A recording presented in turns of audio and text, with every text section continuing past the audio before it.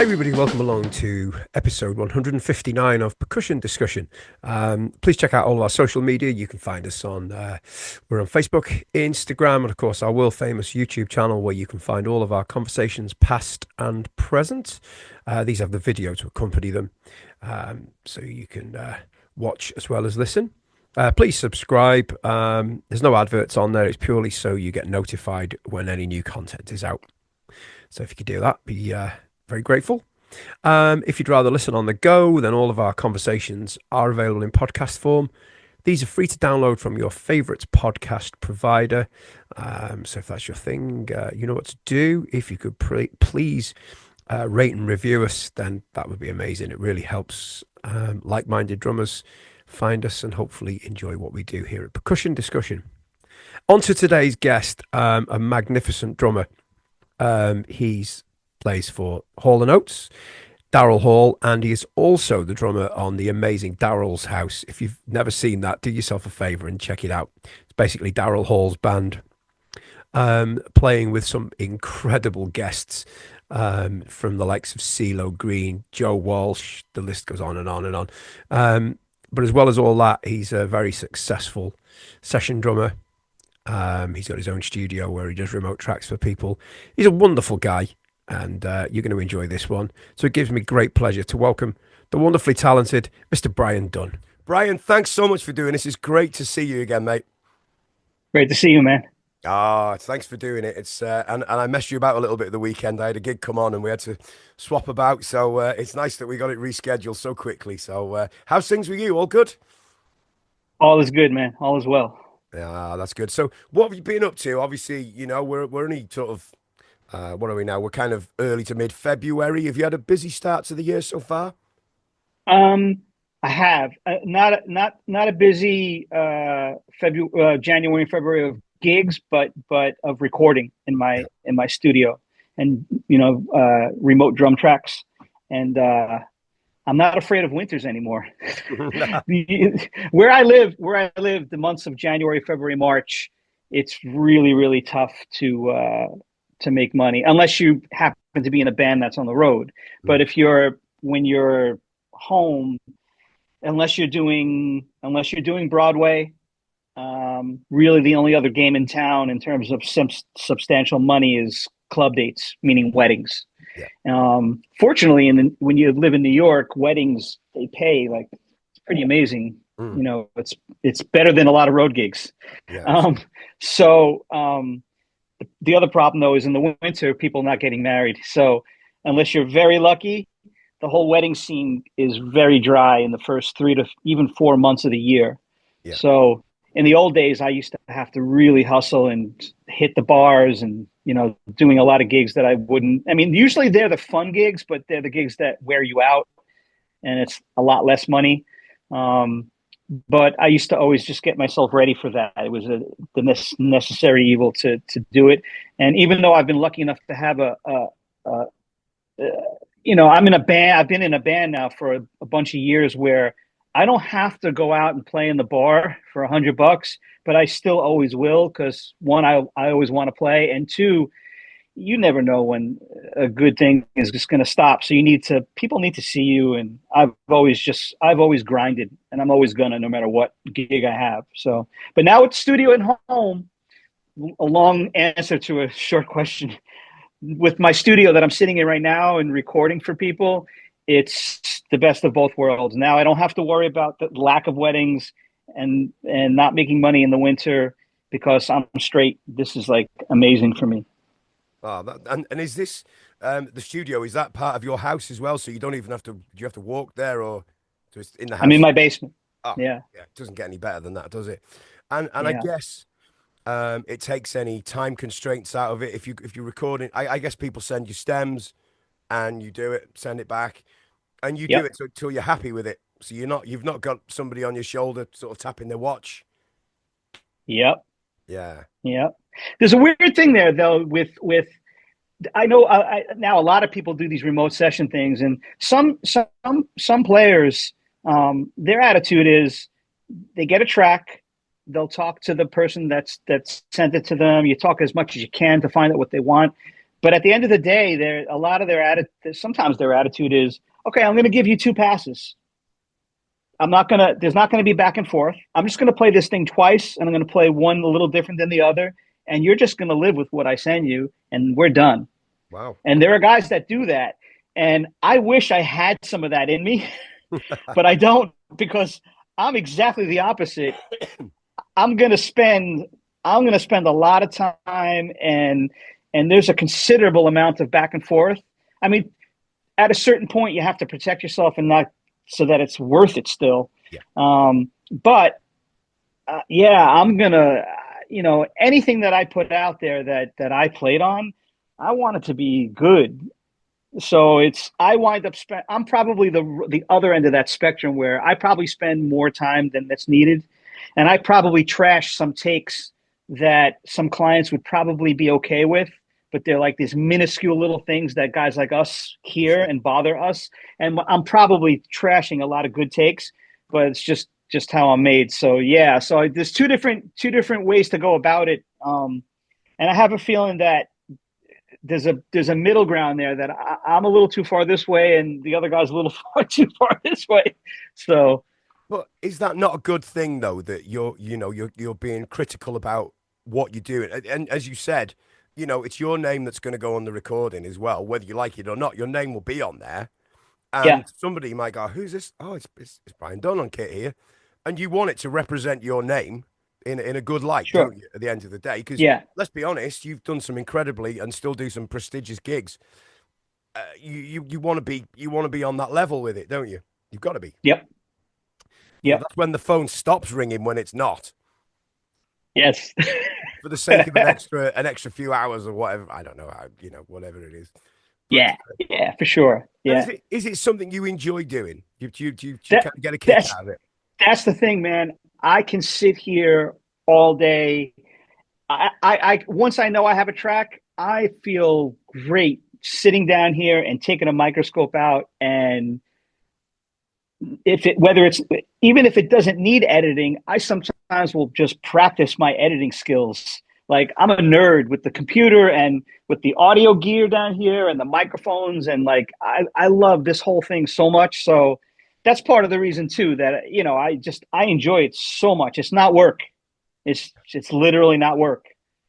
See, that's when it's going to work really well, isn't it? And when you look forward to getting into your room and doing your thing. And do you tend to change drum sounds much, or I suppose you'll change a snare drum or something depending on the track, but not the rest of Yeah. the kit, maybe? Yeah, that's a good question, man. Generally speaking, I would say not that much changes outside of the snare drum. Mm. That really has the hugest impact on a drum track. When something is obviously should be really big and fat or very tight and cranked up. I do have a 24, like a 14 by or 12 by 26 bass drum. It's like a marching bass drum. That's a sound that no matter what you do to any other kick drum, you're never going to get. So if something calls for a very extreme thing, I will do that. And also, like if something's very rootsy, and it's like they just want it to sound old, and sometimes it will be a snare drum, a gigantic bass drum, one ribbon mic over the top of the kit, and that's it. You know what I'm saying? Nice. Yeah. But I have to say, probably 80% of the time, my stuff it is what it is, unless there's some drastic tuning involved.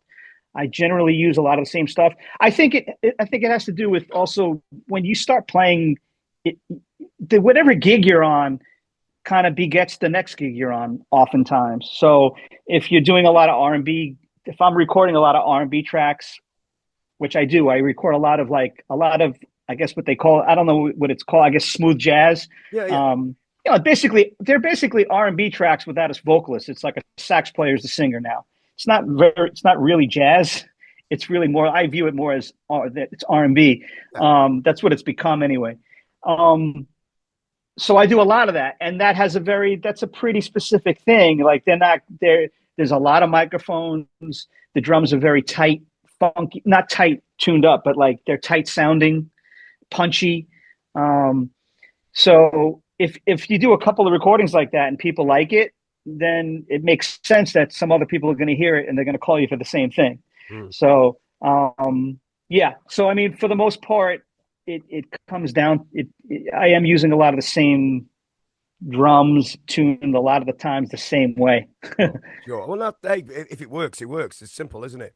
Um, and do you tend to send them un-EQ'd, or do you like to have a hand in the EQing as well? And I do, but I have to respect the usually a real engineers. I don't want to call myself an engineer. Real engineers, they usually don't appreciate when we start messing with audio before they get their hands on it. So I try to do it uh, without EQs. There have been times where I'll send back a lot of times you got to send them back a representation of what you've done. sure. So I'll make a little mix, and sometimes the response will be like, "Yeah, I whatever you're doing to the drums, print them that way." Mm. And then I get to actually use my stuff. But I don't really use a lot of, I mean, I actually have hardware. I have like Pultec tube EQs. I have two of those, and I went the route of actually buying some outboard gear. Analog, nice. So yeah, so I spent a lot of money, and I got these heritage mic pre's that have it's like a 1073 mic pre with an EQ section of a 1081. So I have EQs on board on the mic pre's on the way in. Yeah. So I'm not really using plugins in the computer. So I'm just making sure that I don't do any like hyper EQ. Yeah. Everything's just a touch. Yeah, yeah. No, and I'm sure it's appreciated at the other end as well, Yeah.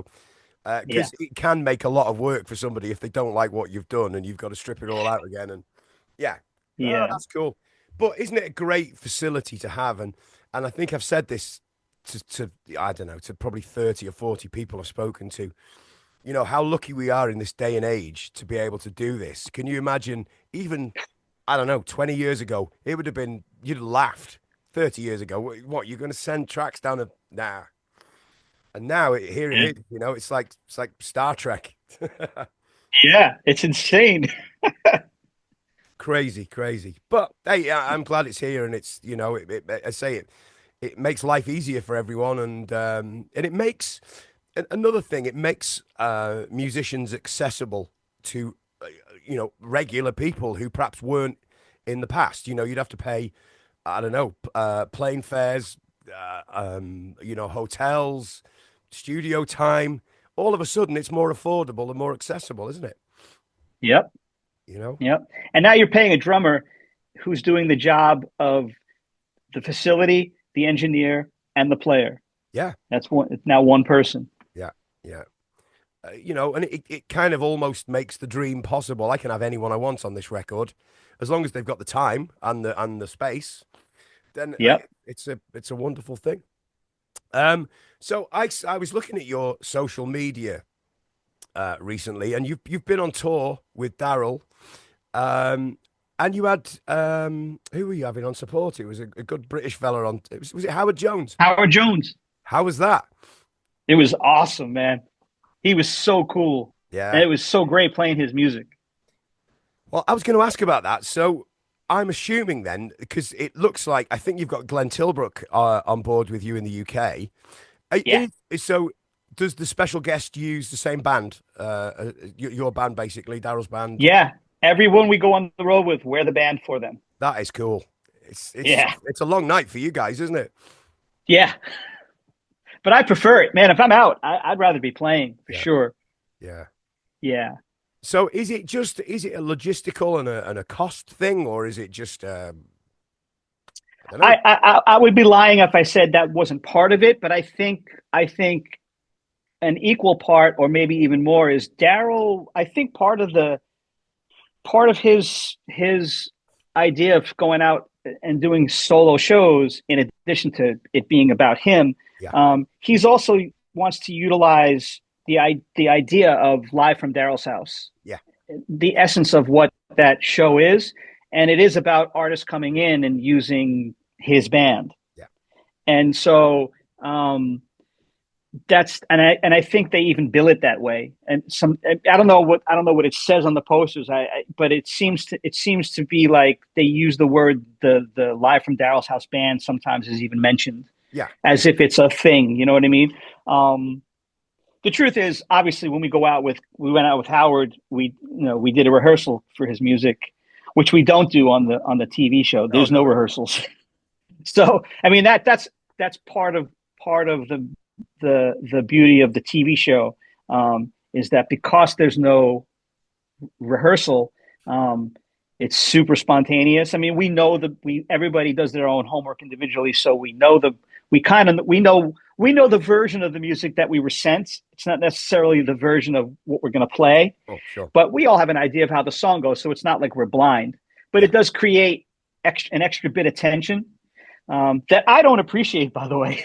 But I know it probably makes for a better show.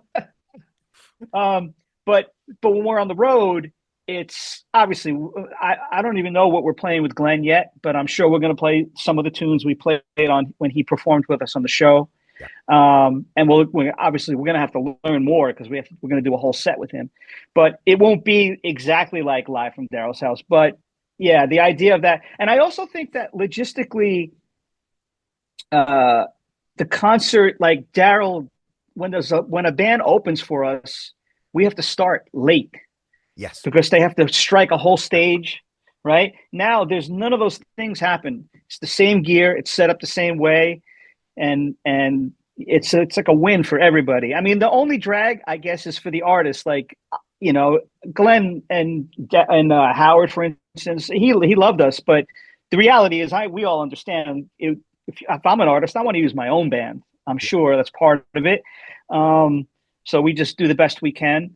But the audience wins because it's like usually the way those shows go, we play with the artist, then we play with Daryl, and there's usually a point in the night where they will perform together, which is nice for the fans. So, amazing. I mean, they say they want to use their own band.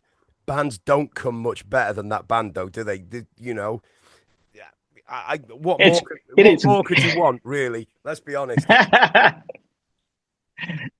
Yeah, I got to say, Howard was so cool because the stuff that I heard and grew up hearing was very electronic. Yeah. And then I went to see him play when he came through New York, like this is months ago before we went out.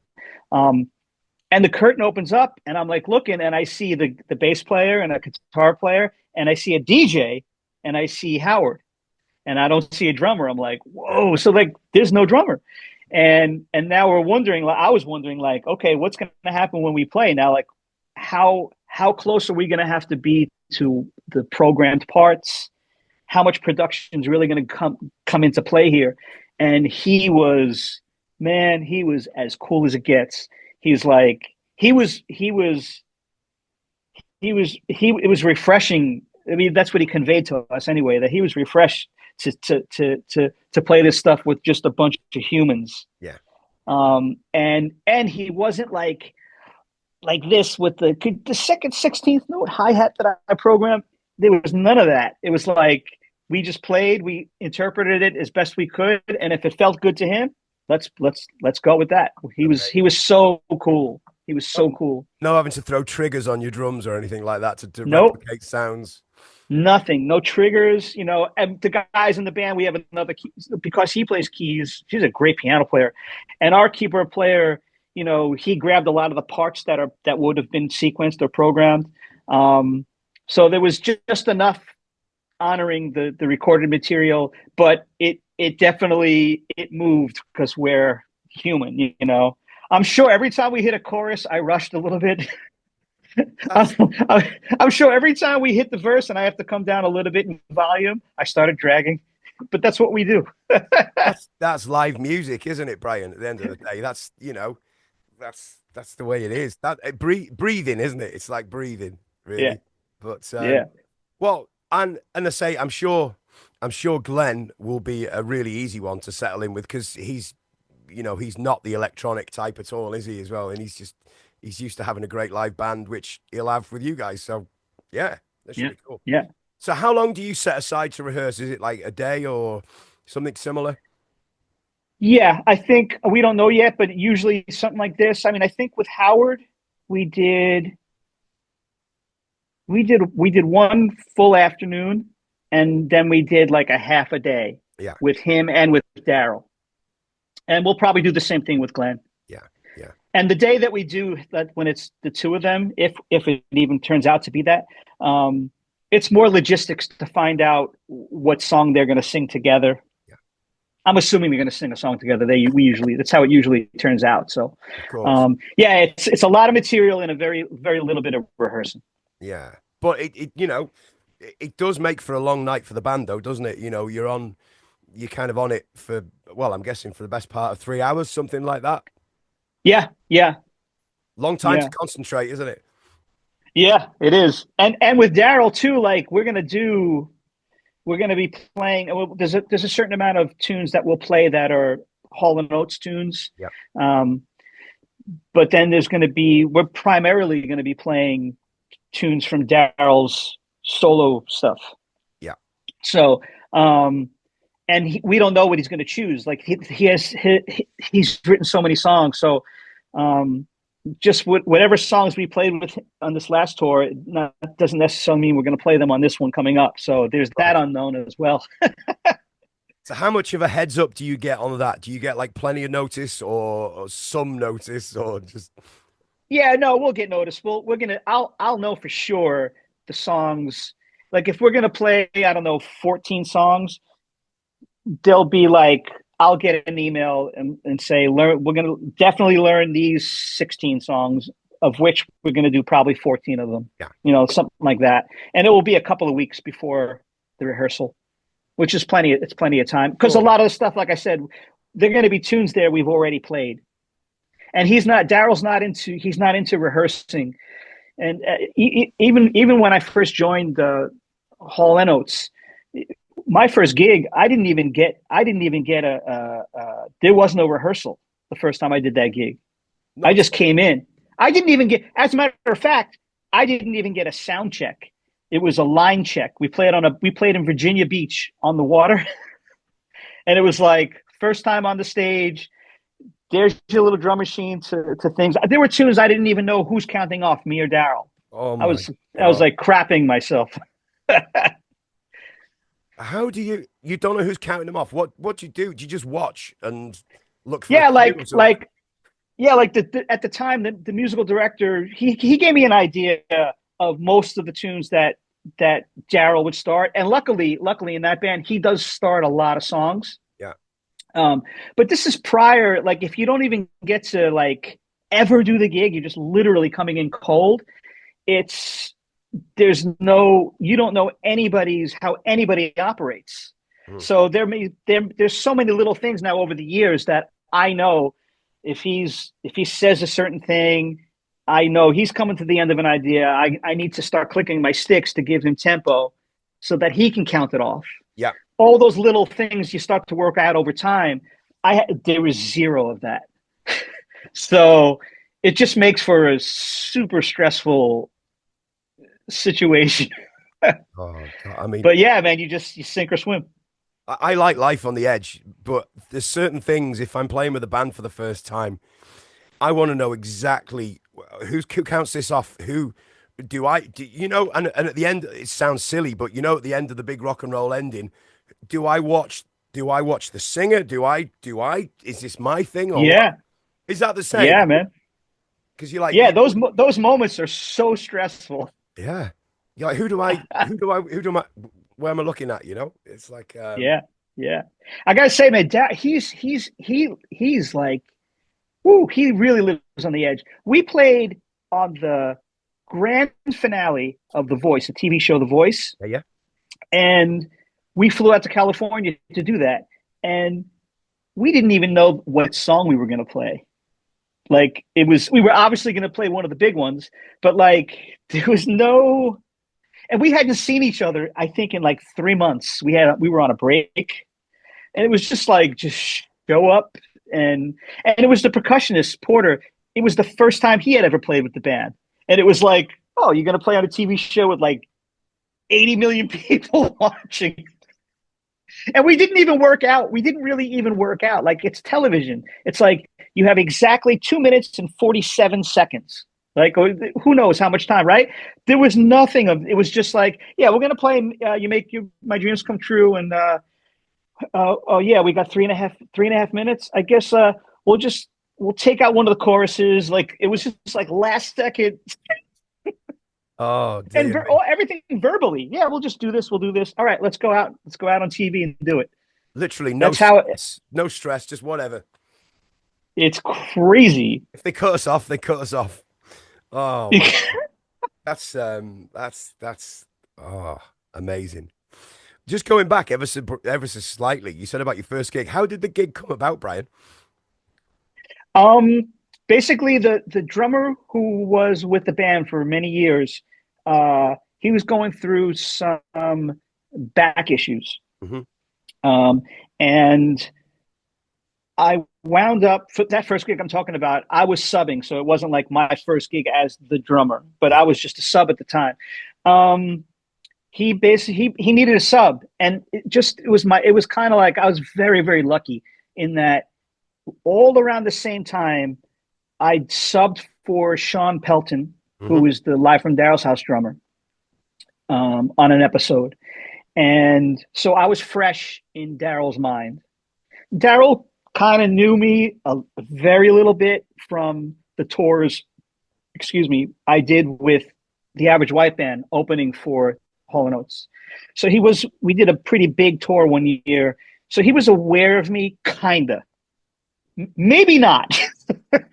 That's where I was on his radar. But I did come in to sub for one Live from Daryls House episode. And then right around that same time, the drummer for Hall & Oates needed to get a surgery.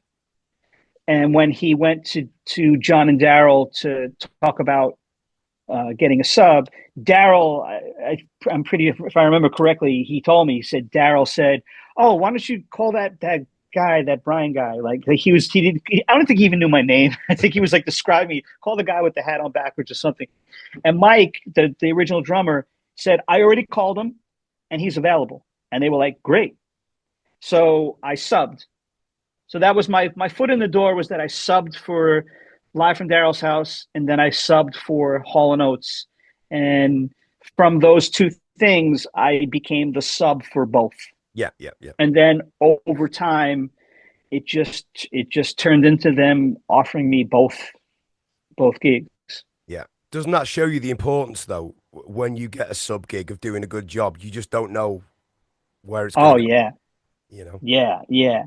Because I never in a million years did I think that it would lead to what it became. And even when I became sort of the drummer for the band, for the Hall & Oates band, they couldn't just, like, Daryl was in a really weird position, I think, in that Live from Daryls House has always been a separate entity from Hall & Oates. Okay.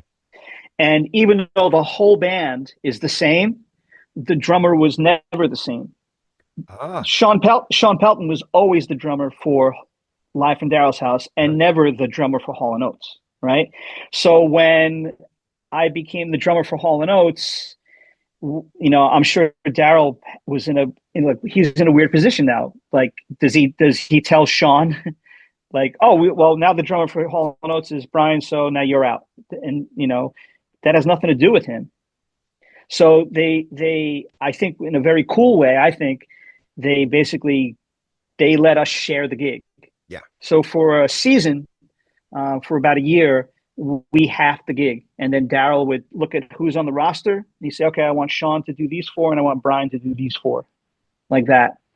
And then I think over the next year, they just decided everybody else in the band does Live from Daryls House. Probably the drummer should too. And by the way, part of the reason why the original drummer was not doing Live from Daryls House too, I would assume, is everybody in the band lives close on the East Coast. Mm-hmm.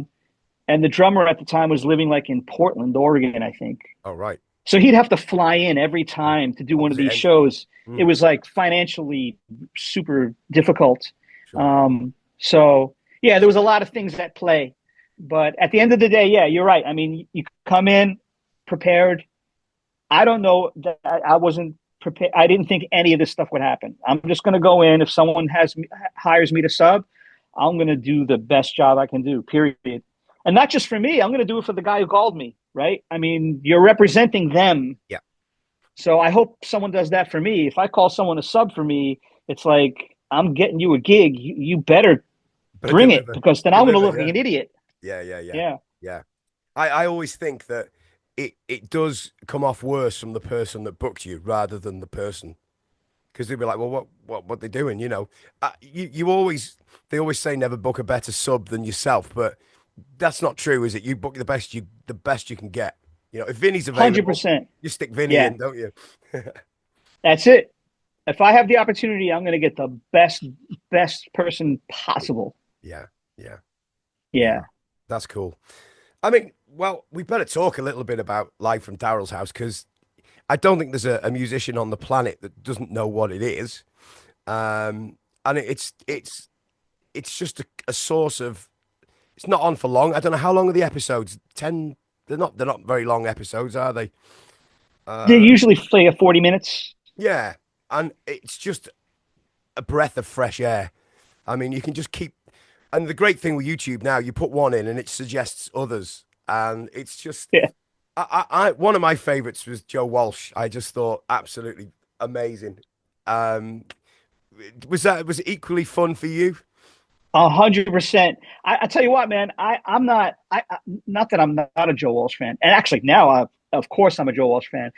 And I was always aware of the Eagles, but after him coming in there, I was like, all of us were like, wow. I mean, this dude, when he walked in the room after the guitar tech set up his rig, and he walked in the room and he just picked up the guitar and he went, he like strummed one chord, and we all were like, whoa. and yeah, man, I will say this too. When we played Rocky Mountain Way, that's a bona fide first take. Really?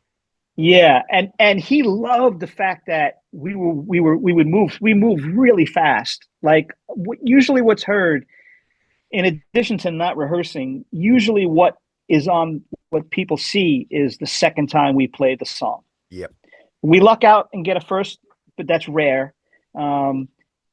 Oftentimes it's the second, and if we have to play a song 3 times, like Daryl is already getting a little annoyed. Yeah. Because to him, it's every time we play it, we're all human. We're all musicians, right? We're all trying to craft the perfect take.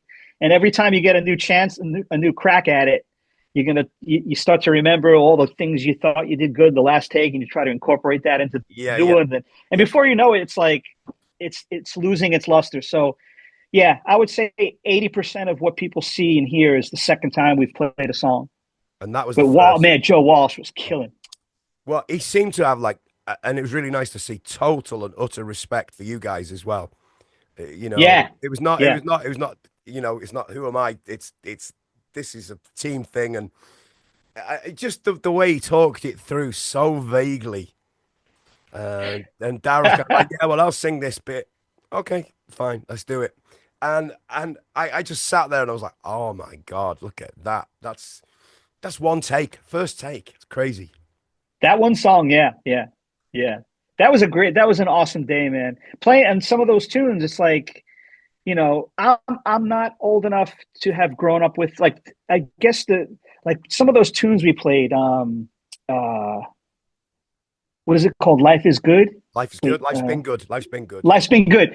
Like that tune, like that's my youth. Even though it's really my brother's youth, who's about 7 or 8 years older than me. Yeah. But I was around. I was privy to it. So like that was like, and like when you're in the room and you're playing, and the dude next, he's right here, and it's like you're playing that stuff. You hear him come in with the opening vocal, and it's like, whoa, this is crazy. And he has the most distinctive vocal ever. It's kind of, and I mean this respectfully, it's kind of nasally, but it just works, doesn't it? It's like, oh, there he is. Yeah, Just, yeah. you know, And the guitar, like I found something out. Like when we played, I think in Rocky Mountain Way, mm, like none of this is rehearsed, right? When the time for the guitar solo with the dog thing he box. puts in his mouth, Yeah, yeah, yeah. right? He changed. If you notice on the episode, he changes instruments for To a that. Les Paul, isn't it? Yeah. Yeah. So he pulls off one guitar, and the guy brings him the other one, and he puts the thing in his mouth, and he does his thing, and then they switch back again, right? When that happened, like we didn't know that was going to happen. I'm playing, and some dude just comes walking in the room. There's cameras. I'm like, what is this guy doing? And he's bringing him the other instrument to do his solo. And then he said he's like, anytime he records or performs this stuff, he still uses the same instrument that he used on the recordings. He's like, Wow. so if I played a song on a Strat and I played a solo with a Les Paul, that's what I'm going to do. Do you know what? You're in such a privileged position behind that kit. Hey, and well deserved, but do you ever have to sit back and go, I can't believe I'm doing this with all these amazing people coming and going? I suppose you just take it all in your stride now, I guess. Yeah, no, I mean, I definitely don't take it lightly because I know there's so many people there's so many other deserving drummers to be in this spot easily. So I don't take it for granted. And my, every once in a while, like I have brothers both my brothers are great musicians. I mean, I'm the only one that kind of does it for a living now, but moments like sitting at my parents' dinner table at Thanksgiving, and the day I told them, oh, I'm gonna go to Hawaii and we're gonna play with Todd Rundgren, and like I heard two forks drop and hit the table, and my brother's like, what? And again, like Todd's a guy who I became a fan of, but I'm a little too young to have grown up being a Todd fan, right? Oh, But like for my brothers, it was like, dude, what are you crazy? You're playing with Todd Rundgren? You're playing with Sammy Hagar? Like these guys are like, these are the people that we all grew up listening to. So yeah, it's super, super oh. incredible, and I'm super lucky. So yeah. Yeah, but the Sammy Hagar one was another. It was a Chicken Foot song, right? You did. I can't remember. Oh yeah, sexy little thing. Yes, yes. He was Incredible. another one. He loved how fast we worked. He's like a one take dude, and when we played that tune, that we really thought that was a run through. To this day, me the guitar player too, Shane. We're so pissed that like, man, we wanted one more shot at that because the way it starts in a weird way. The intro to the song, and we should have known better because at this point we've been around long enough. As soon as you start playing a song, you have to make believe that's it. It's the last time you're ever going to play it. And that was another one. That's a bona fide first take. Yeah, oh, wow. That chicken foot tune. Say, I mean, his voice, Sammy Hagar's voice, is one of the best rock voices in existence today, isn't it? Really? Yeah, man. Oh man. And excuse me. Who has the final say on which is the take? Is it kind of Daryl and the producer, or is there more to it than that? It's just straight up Daryl. Yeah. And like I said, the way it usually works is we'll play a tune, and then unless we know for sure it's the first, if that's the take, we go to do another one only because things are going to have to be changed. Where the guest artist will say, "Oh, I definitely don't want to do a double chorus, and I definitely want Shane's solo to be twice as long than we just did." Okay, let's do it. And then at that point, that's the only one we're going to do that way. And and at the end, when it feels good, Daryl just goes, "Yep, felt good to me." Next, that's it. And that's that. There's no other decision to make because it's the only take we have of that version of the song. That's So the decision's made in front of us right there in the moment. And we don't listen back, by the way. There's no listening back to the takes either. wow, nothing at all. Wow. Nothing. The next time we hear it is 6 months later when we see it on TV. Oh shit. That must be terrifying. Have you ever had a moment when you've kind of maybe played something and you thought, oh, did that sound okay? Does that still go through your head if you've Oh, did I rush the fill or did I whatever? yeah. About 9 times on every take of every song of every episode. Oh, amazing. Yeah. Just I mean, I'm not going to lie. There have been times where we finish it. We play a song the second time, and everybody plays good, and Daryl's visibly happy. Yeah. He's like, "That's it, we got one." Next, what will happen is sometimes I'll run. It's very rare, but I'll like run into where the guy who's recording it is with the Pro Tools rig, and I'll say, just quickly, can you just play the segue from verse 2 into chorus 2? Because I flub something and I just want to see how bad it is. And then he'll play it and it'll be like, yeah, it's a little weird, but no one's going to notice. Just live with it. Okay, that's it. And is everybody else aware that you do this, or is this something you do on the just like secretly? If it usually, sometimes I'll just go. Sometimes I'll go in, and it won't be out in the open. But there was 1 or 2 times where I literally, before we go to the next tune, I've said like, Daryl, can we just listen back to one little piece because it could be something that we really regret. Yeah. And unfortunately for me, the few times we've done it, we listen and it's like, it's fine. What are you talking about? So it's more about like us with drummer ears with the microscope, and it shows that you care. That's the thing. Yeah, for sure. Yeah. He feels like we care, almost like we care too much. He's like, man, it's just got to feel good. Move on. I'm like, wow. That's refreshing, that though, isn't it? That's really nice. He's got total faith in what you do. He's hired the right. Yeah, you know what? I'm happy you said that, because at the end of the day, he really has a lot of confidence in us. Yeah. Because of the way the situation is set up, he's super confident in what he thinks we can do. Well, that's why he hires you, isn't it?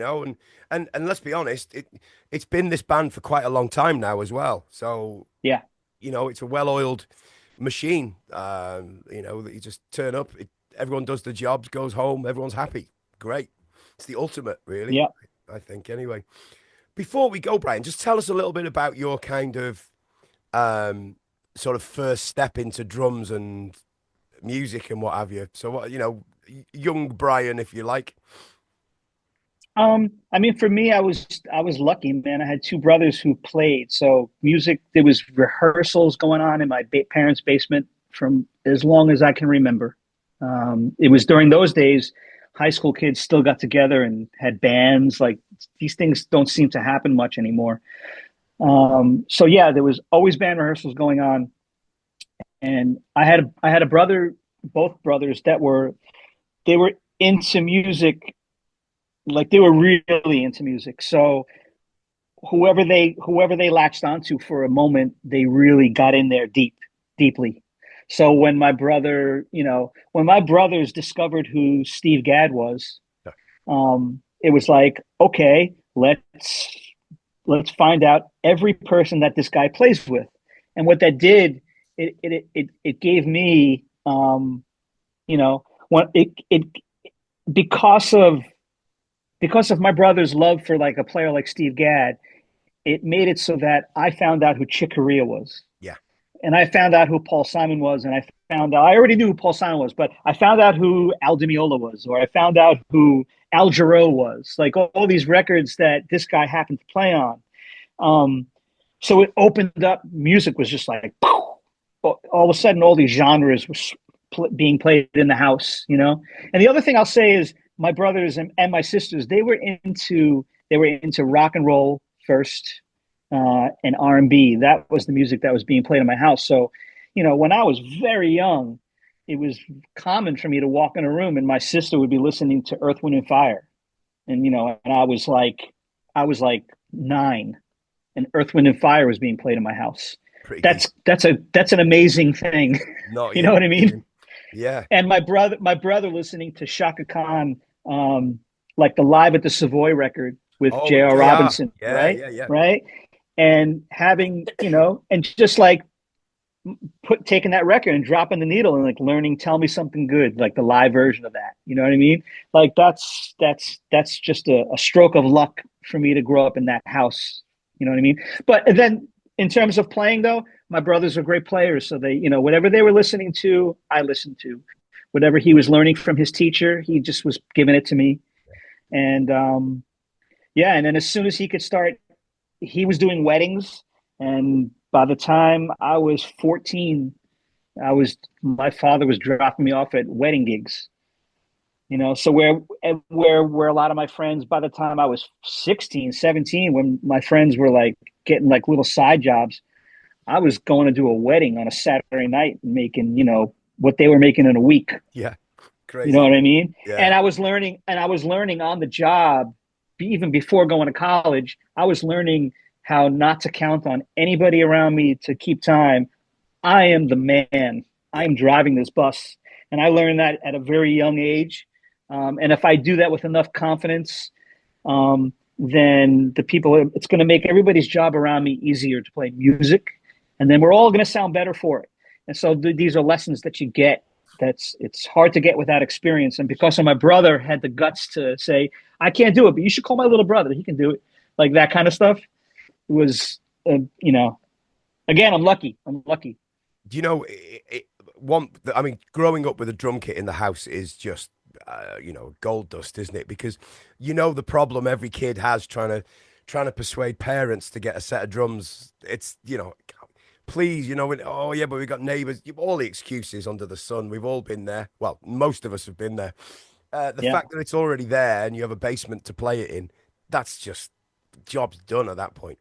But equally, you still need the love for it. You could, if it's there in front of you, you kind of ignore it a little bit, maybe. I don't know. Yeah. I mean, all the boxes were checked for me. My parents were amazing. Yeah. I mean, imagine I wasn't the only one. There was three of us. Wow. One played guitar and two drummers. And it was just constant pounding. And they only had one rule. Once 9 o'clock hits at night, that's when it has to get shut down. And that's it. Pretty fair. Yeah, super fair. And the other thing was, when I went to college, I knew already at that point, like, I didn't even plan to play professionally. I just couldn't imagine anything else. Right. So I guess I decided without even realizing that I decided. And my father's like, "You're going to college?" And I was like, "Yeah." He's like, "You're going to go to college for like music, like performance? Like, that's kind of crazy, right? That doesn't mean anything." And I knew it was driving them, both my parents, crazy. And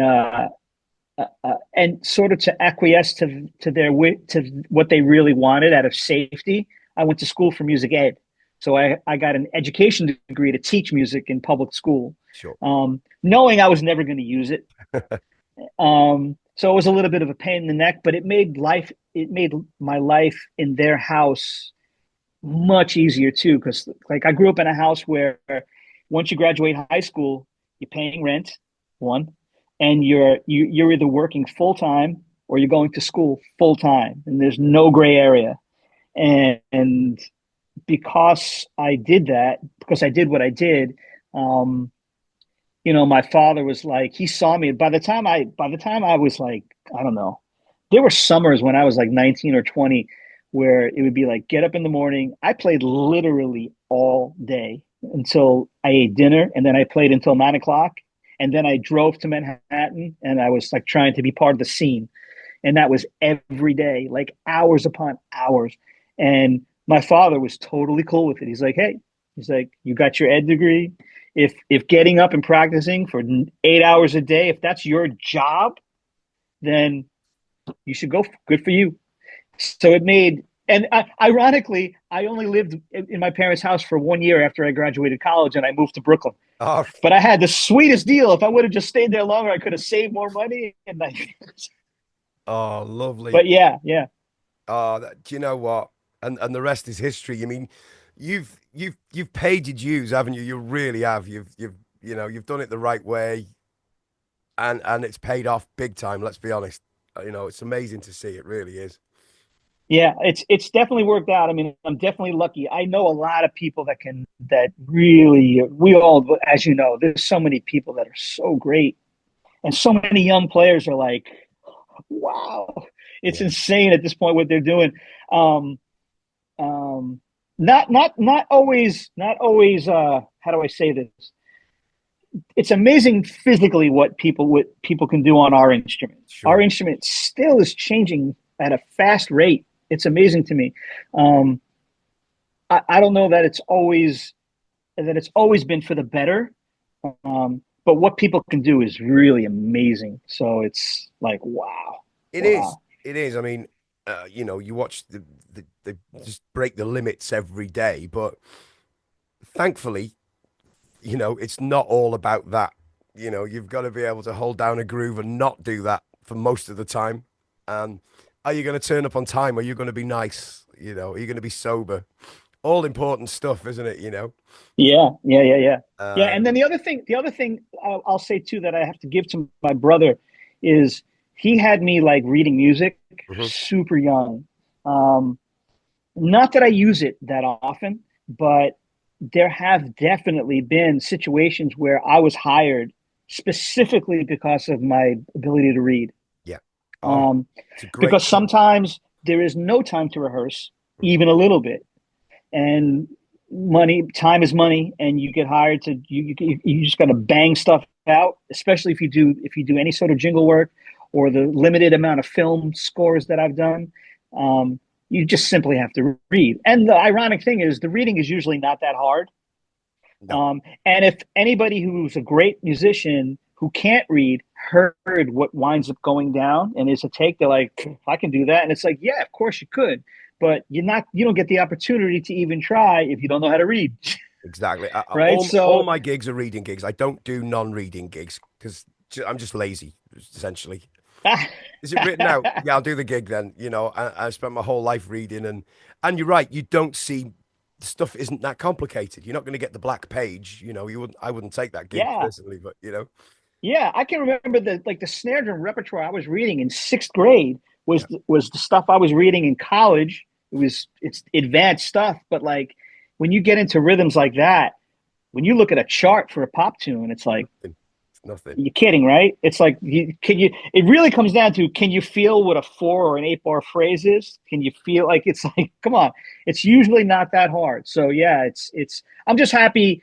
Like now, I personally, for me, when I'm learning music, I actually have I try to not have the paper Hmm. just because I just like to I like to not have that extra thing going on in my brain. And I'd rather just learn the music, Hmm. but I know that I have it. That's at the end of the day, it's something I'm always going to have, and I appreciate that I have it. So A safety it's a net. yeah, yeah. Yeah. We have Shane writes us charts for Live from Daryl's House episodes. Oh, He charts out everything, but no one really we generally don't use it. yeah. But it's I good to used have. to read in the early episodes. I always had a chart next to me. Then at a certain point, it was like I felt like, man, am I the only guy that's gonna have a music stand next to him right now? I'm being filmed. Like maybe I should get rid of the music stand. So I kind of like got rid of it and try to dedicate it to the memory. Yeah. No, I think a lot of people say exactly the same thing. So, look, Brian, this has been an absolute pleasure. Thank you so much for giving up your time. I really, really appreciate it. We've had a couple of goes. Cool, man. I think you had to swap the first one. I had to swap the second one, but we finally made it. Take three. So Nice. it's appreciated, mate. It really, really is. And I know you've got a European tour coming up, so you're over in the UK. I don't know what month it is, but it's this. The end of May Okay. in like wait, is it the end of March, April? The end of April into May? Okay. I Well, think people that's can what it check is. anyway. I'll put the dates in the show notes, and people will be able Okay. to check it out. So thanks once again, and all the very best of luck with everything that you do, and hopefully we'll get to say hello at some point. You never know. Top man. Thank you, Brian. Take care. See you soon. Thanks, man. Take